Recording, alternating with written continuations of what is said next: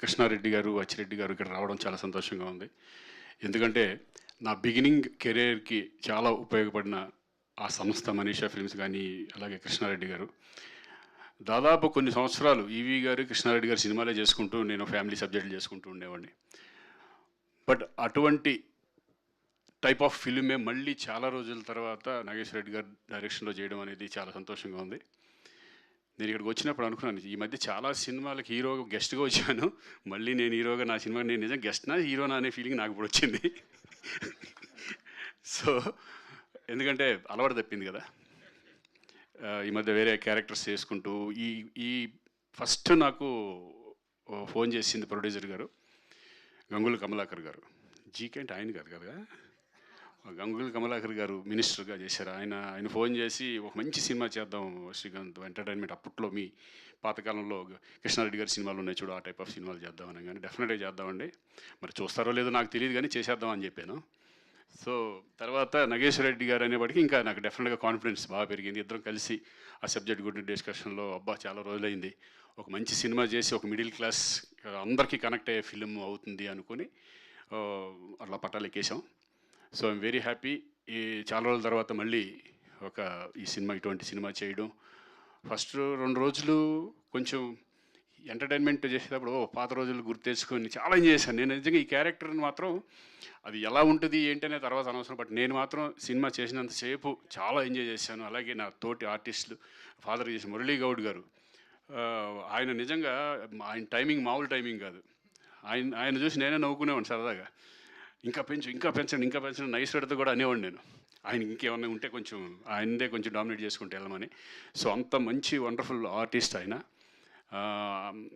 ఆయన ఫాదర్గా చేయడు, నేను కొడుకు చేయడం చాలా సంతోషంగా ఉంది. అలాగే ఈ సినిమాలో అందరూ ప్రతి ఒక్కళ్ళు, ఇటు భూపాల్ కానీ, ఇటు కరుణ నా సిస్టర్గా చేసిన ఆవిడ కానీ, చిట్టి కానీ, ఎస్పెషల్లీ లయ గారు. లయ అందరూ తెలిసింది, చాలా సినిమాలు చేసాం మేము, స్వరాభిషేకం కానీ మంచి మంచి సినిమాలు, ఎందుకంటే నేషనల్ అవార్డు వచ్చిన ఫిల్మ్ అది.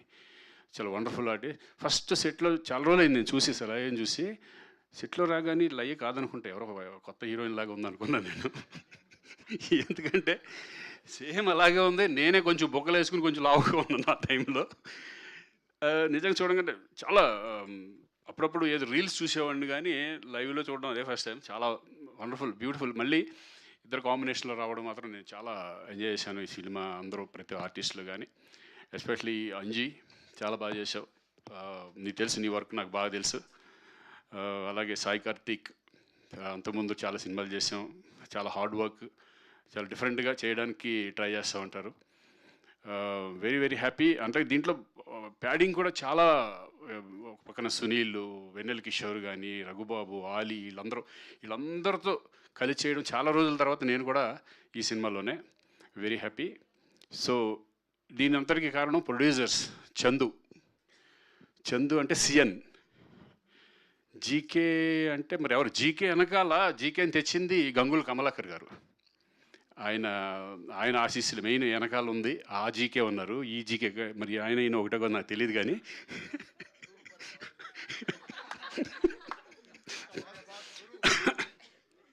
మరి ఎందుకో ఆయన రాలేదు, మరి ఆ జీకే గారు రాలేదు. కానీ ఆ జీకే ఈ జీకే ఒకటో కాదో నాకు తెలియట్లేదు కానీ okay. Anyway, thank you GK గారు. ఈ సినిమా పట్టాలు ఎక్కడానికి మీరే కారణం. ఈ సినిమా మంచి సక్సెస్ అవ్వాలని మనస్ఫూర్తిగా కోరుకుంటున్నాను. ఆల్ ద బెస్ట్ అండి. ఎందుకంటే బాగా వచ్చిన సినిమా చూసాము. ఎస్పెషల్ రాజేంద్ర ప్రసాద్ గారి గురించి మాట్లాడాలి. ఎందుకంటే నేను కలిసి చాలా సినిమాలు చేసాం. నిన్నే ప్రేమిస్తా దగ్గర నుంచి చాలా ఫిలిమ్స్ క్షేమంగా వెళ్ళి లాభంగా రండి. మళ్ళీ ఆయన కాంబినేషన్స్తో ఈ క్యారెక్టర్ చేయడం, ఇద్దరు కాంబినేషన్ చేయడం. ఆయన ఒక వెంకటేశ్వర స్వామిగా, ఆయన సిన్సియారిటీగా, అంటే వెంకటేశ్వర స్వామి వచ్చినప్పుడు అసలు ఎవరితో మాట్లాడు, చాలా సిన్సియర్గా నాన్ వెజ్ మానేసి చాలా